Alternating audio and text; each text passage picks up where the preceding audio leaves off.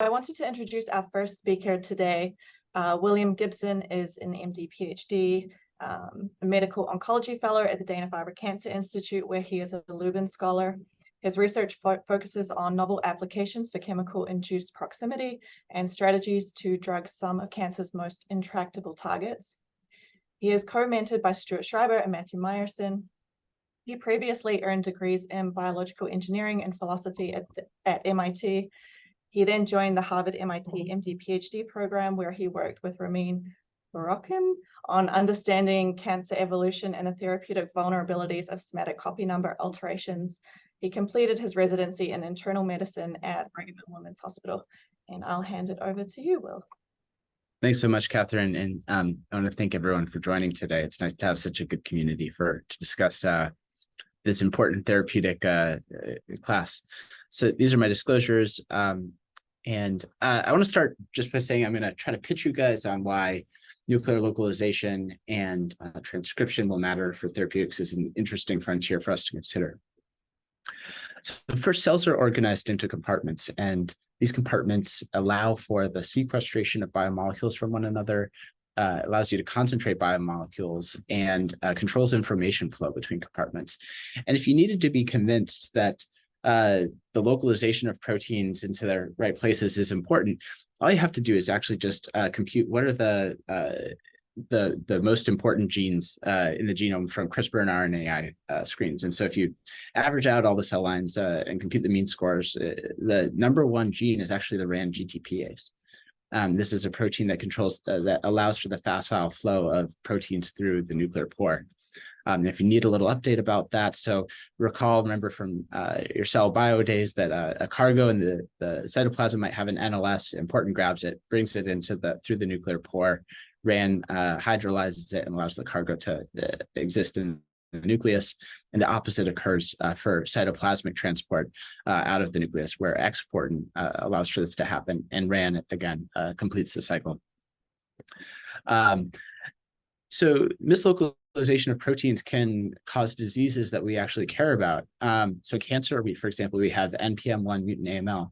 And this is a disease in which healthy cells typically have NPM1 localized to the nucleus, and in leukemia cells, the NPM1 mutations drive the NPM1 into the cytosol, and this allows for a malignant transformation. We'll return to this later. And neurodegenerative disease, amyotrophic lateral sclerosis, a subset of these patients have mutations in the TDP43 gene, which causes this protein to be localized to the cytoplasm, aggregate, and then cause neuronal cell death. So we think if we could influence protein localization, we might be able to control some of these processes. Other biological processes we care about, such as apoptosis, triggered by cytochrome C release into the cytoplasm from the mitochondria, or just thinking about transcription, where the estrogen receptor typically resides in the cytoplasm. Upon binding its ligand, translocates to the nucleus and activates its downstream genes. So thinking about how this whole process works, you can look back to Eric Smith, who identified the first nuclear localization signals by studying the SV40 large T antigen and mutants that did not localize to the nucleus. He eventually found that you could take a 7 amino acid stretch from this protein, append it to a typically cytosolic protein, and it will become fully nuclear. This allowed us to sort of understand how localization works. But a lot of proteins that end up in the nucleus actually don't have nuclear localization signals. If you look at the mediator complex, for example, many of these proteins don't have any nuclear localization signal. So how do they get in the nucleus? Well, probably what happens is that they piggyback upon other proteins in the complex that do have localization signals. And this allows them to get in. So having this insight, we started to think about this idea of piggybacking on other proteins that had nuclear localization signals. And controlling this process of nuclear import-export actually has an important place in history of chemical biology. So Teruhiku Beipu showed in the Journal of Antibiotics in 1983, he identified this natural product called leptomycin B that was made by the bacteria and was a potent inhibitor of fungal cell growth. Some mapping experiments for genetic screens showed that mutations in CRM1, the yeast analog of XPO1 at this critical cysteine, caused resistance to leptomycin B. Then they biotinylated leptomycin B, indeed found that it pulled down CR1 or exportin.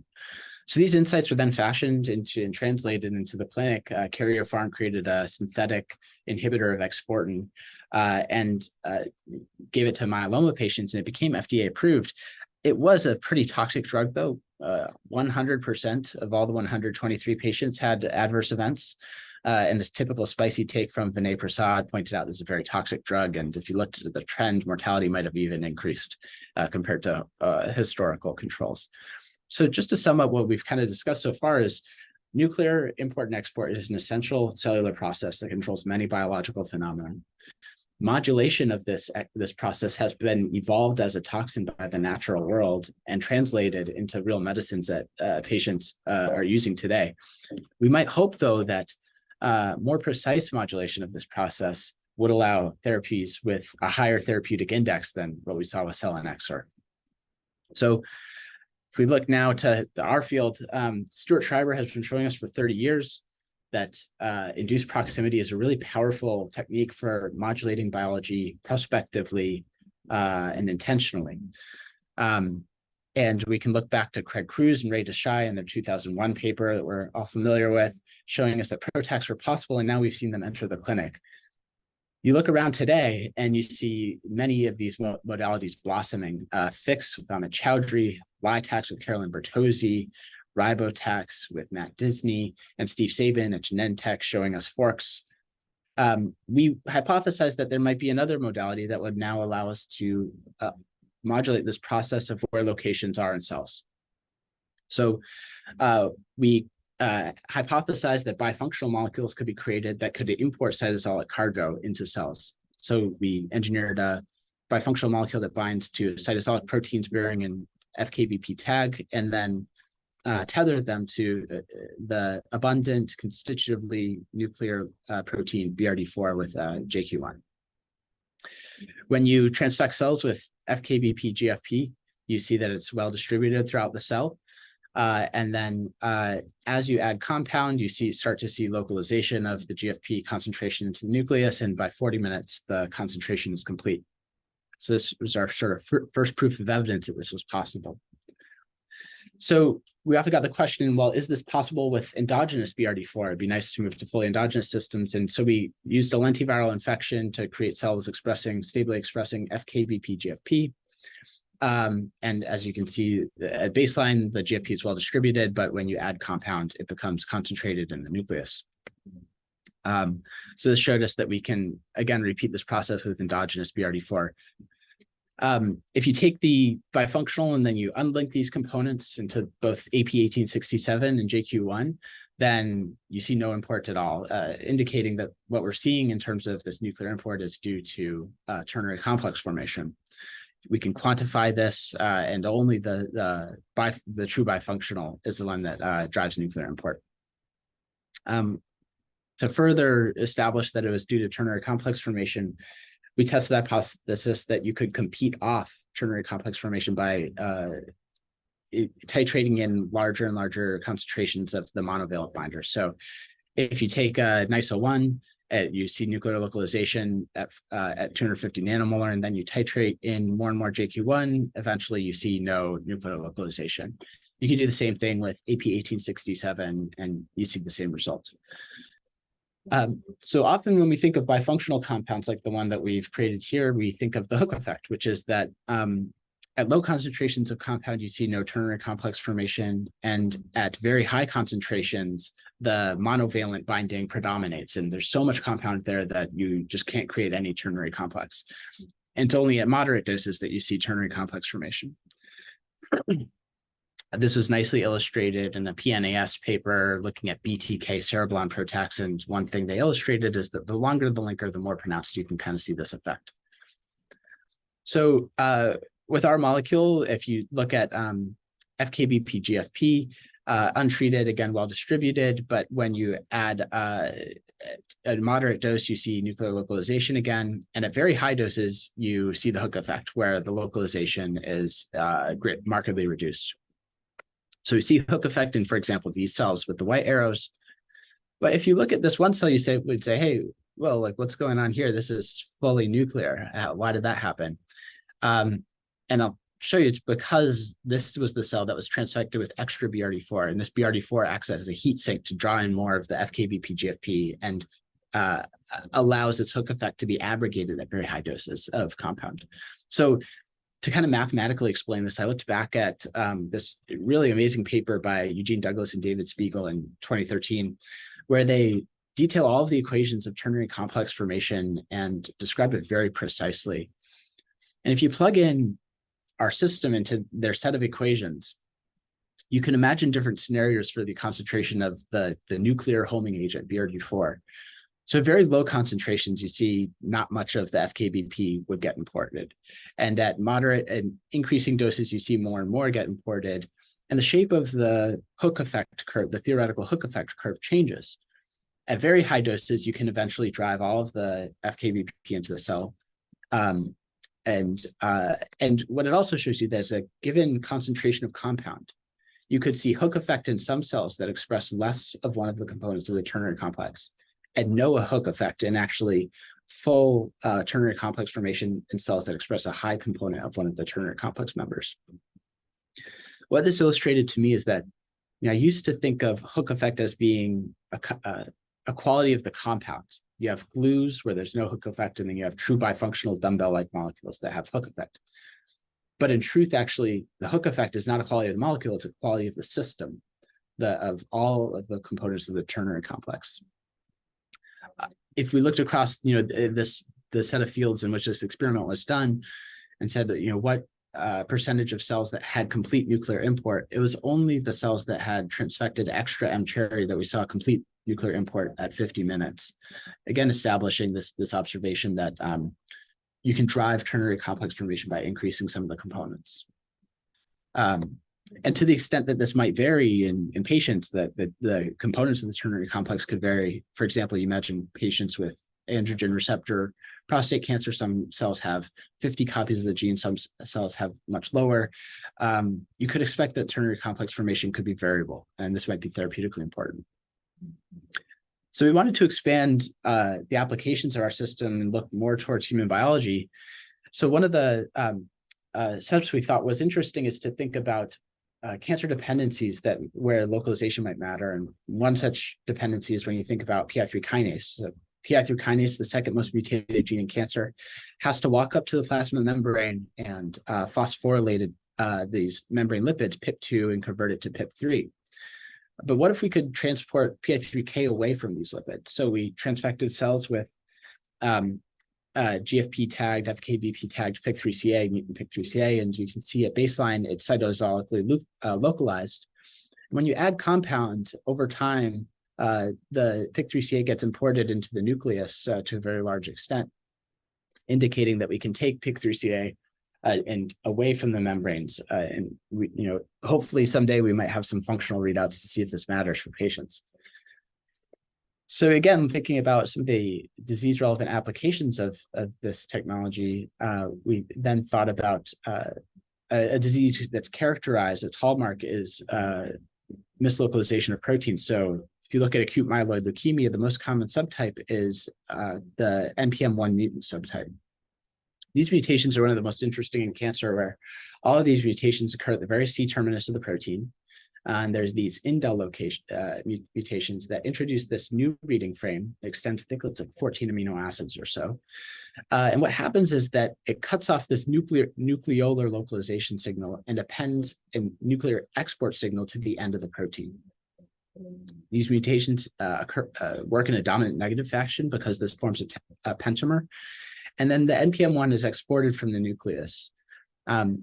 So in patients with the cancer, they have NPM1 in the cytosol, and normal patients, they have it in the nucleus. Further work has shown that this might influence Hox gene expression, and that relocalization can turn this Hox gene signature off and result in differentiation, growth, and arrest. So we wanted to see if we could import NPM1C into the nucleus. So this is cells transfected with NPM1C. And you can see it's mostly cytosolically localized. When we add our compound, fairly quickly it becomes imported into the nucleus, and you can see some condensates. So what we did observe is that the nuclear localization can be heterogeneous. Again, getting at think maybe one of the first times we can see single cell heterogeneity of the ternary complex formation here. So you can see in red arrows showing nuclear import of the NPM1C into the nucleus of these cells, and in white cells where we didn't see nuclear import at 25 minutes. So we wanted to quantify and understand why this might be happening. So what we did is you outline cells computationally, take every pixel, and then correlate the GFP fluorescence and the M-cherry fluorescence. And then in cells with where it's not localized, you would co-localized, you would see something like this, and where it's perfectly co-localized, you'd see a high Pearson correlation. So when we add our compound, we see all of the Pearson correlations shift up, and in cells where we saw complete co-localization of NPM1C and BRD4, they tended to have less NPM1C, more BRD4, indicating again this effect of the components, the stoichiometry of the components of the ternary complex matter. If you have higher BRD4, you can drag more stuff in. So we're also able to see not only can we drag things into the nucleus, but that NPM1C gets partitioned into BRD4 containing condensates.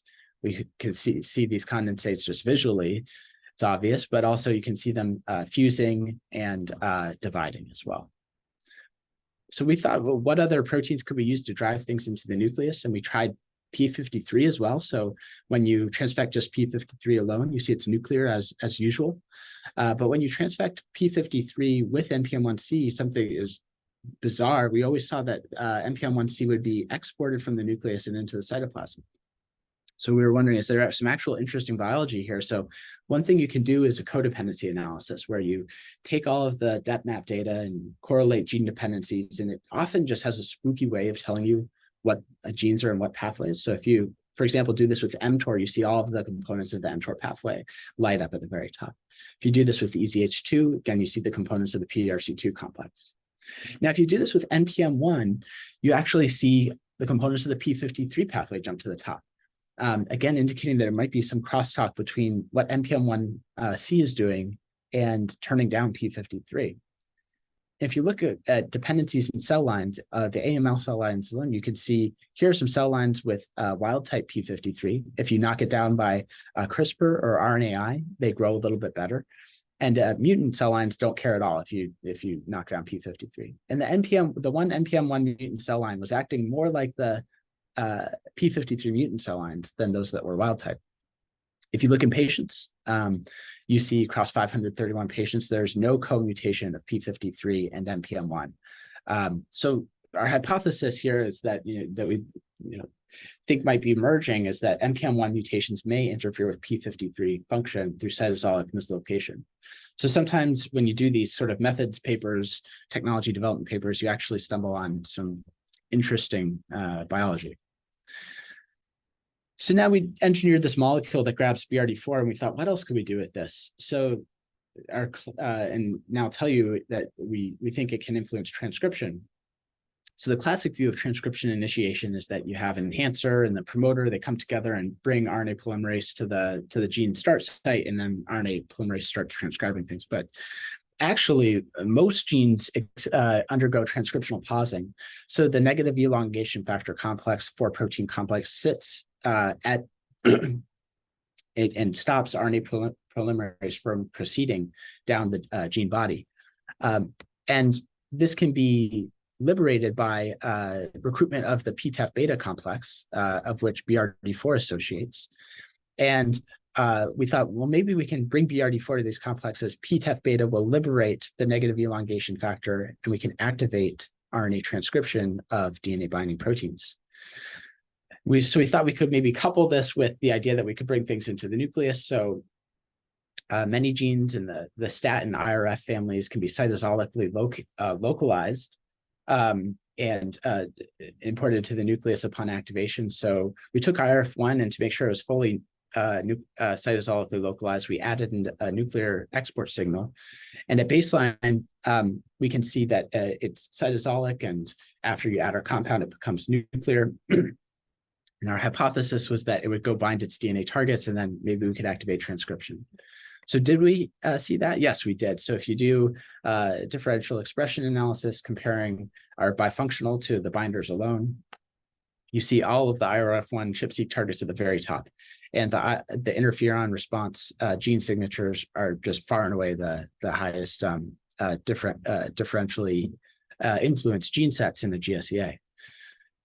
So, our technology integrates with the DTAG technology. We have if you have a DTAG protein that is, you think might be binding DNA, or you'd like to try to see if it could influence transcription, we'd love to work with you, give you some compound. We've worked with a few groups already with some really promising preliminary results. And I think that the technology, as many of you have probably seen, Gerald Crabtree's group did a similar approach with native binders, linking the BCL binder to a BRD4 binder, and showing that this can flip the switch on a repressor protein and specifically kill these lymphoma cells. So I think that there's a wide universe of possible applications in the future. I want to thank my very talented undergraduate student that I've been working with, Ananthan Sadagapan, my co-investigator, and my advisors, Matthew Myerson and Stuart Schreiber. I'm very happy to take any questions, and just wanted to thank everyone else.